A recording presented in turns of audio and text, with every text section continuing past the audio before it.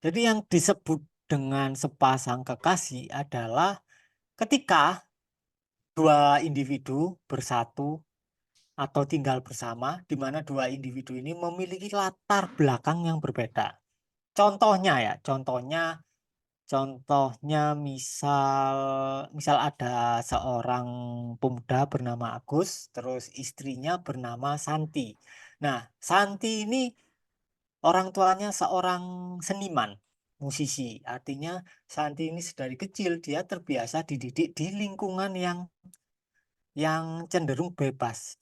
Artinya ya dia lebih melakukan sesuka apapun, yang penting dia bisa rileks, terus dia biasa menaruh apa itu nggak langsung ditaruh sehabis sehabis mandi, terus intinya sangat-sangat apa ya namanya, sangat rileks lah. Sedangkan si Agus ini hidup di lingkungan keluarga yang militer. Artinya bapak ibunya, bapaknya kebetulan adalah seorang tentara dan ibunya seorang polwan. Jadi didikan dari Agus ini sangat-sangat disiplin. Jadi apapun barang itu ditaruh rapi, lemari juga ditata rapi, apa sangat perfeksionis. Jadi lemari ditata itu per warnanya, jadi putih sendiri, merah sendiri, hijau sendiri. Nah, si Santi ini enggak, wis bebas, pokoknya dia nyaman. Dan kalau si Agus ini habis mandi, handuknya juga langsung ditaruh di tempat cucian. Beda sama Santi. Nah, ketika keduanya menikah, artinya mereka mempunyai pola kebiasaan yang diakibatkan oleh perbedaan latar belakang yang sangat jauh berbeda. Jadi selama Santi ini umur 25 menikah dengan Agus umur 30. Artinya selama 25 tahun si Santi ini mengalami pola didikan yang sangat jauh berbeda dibandingkan Agus. Sehingga pola kebiasaannya juga berbeda. Dan apa jadinya ketika dua individu yang memang berbeda ini disatukan dalam satu rumah, maka akan banyak kesalahpahaman. Kalau keduanya tidak mampu berkomunikasi dengan benar.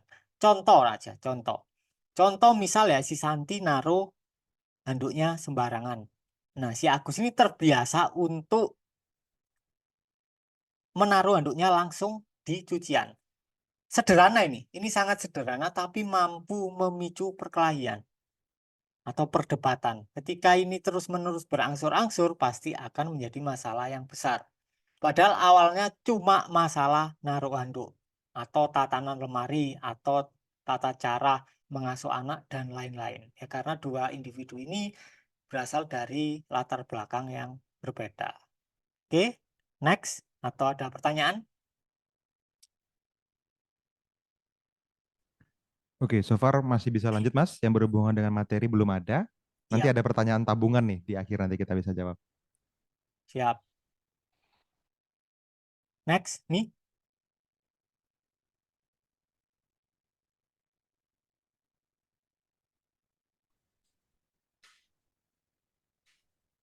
Mbak Ami bisa bantu? Next.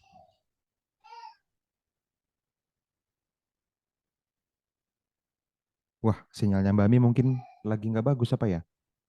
Nggak bagus apa ya? Bisa jadi. Dinda?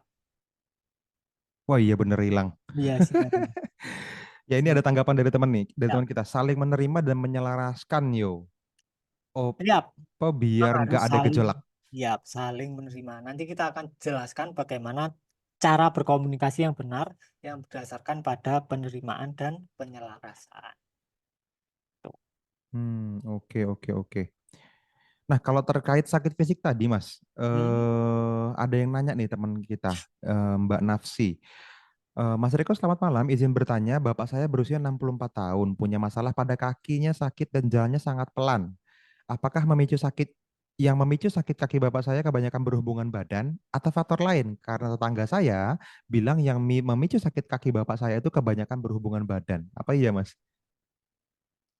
Ada banyak faktor. Jadi faktor pertama pasti teman emosi. Faktor kedua bisa jadi kebanyakan hubungan seksual. Karena bisa dipastikan bapaknya pasti ejakulasi setiap berhubungan seksual. Jadi dua faktor itu. Yang pertama pendalaman emosi, yang kedua adalah over ejakulasi. Jadi regenerasi selnya tidak mampu berjalan dengan baik. Akhirnya ketika tua dia mengalami penyakit yang cukup serius. Untuk Oke. penanggulangan bisa dibantu dengan mirroring.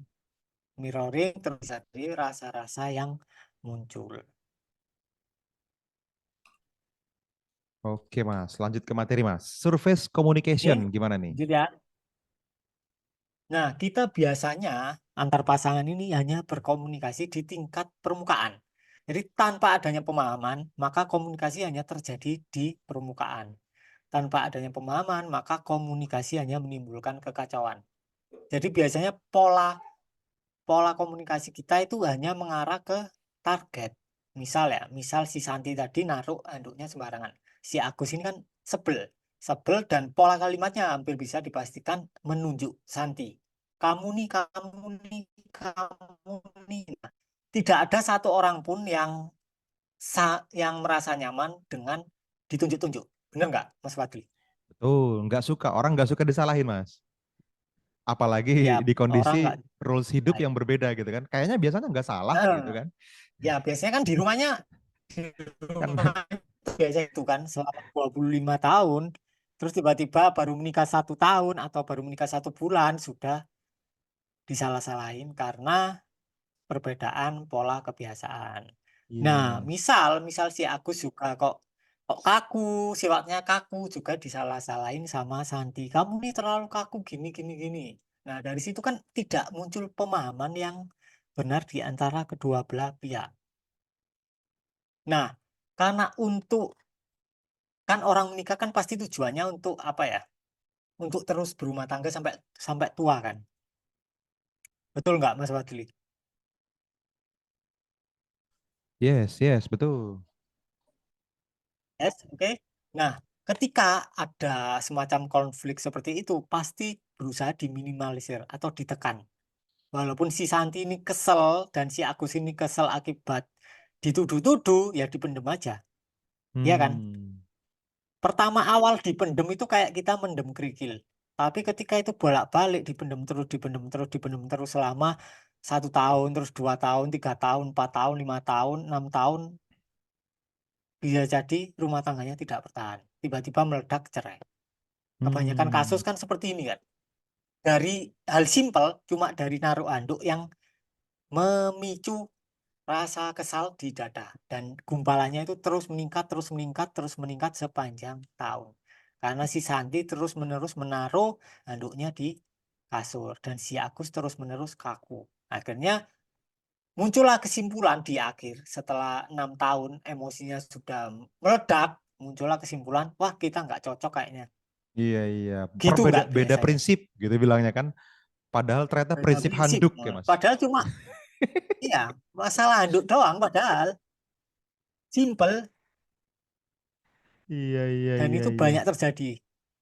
Karena di hidup kita kan Banyak kita terjadi itu. Teman dibangun saya, dari ribuan aturan main dalam hidup ya, Mas. iya. Dan pasti kan ketemu orang yang berbeda kan. Pasti berbeda. Nggak mungkin ada orang yang Ya, sama 100%. Paling samanya cuma 30%. 70%-nya beda. Nah, kalau tidak ada pemahaman, pemakluman bahwa memang latar belakangnya berbeda ya buyar. iya, iya, iya.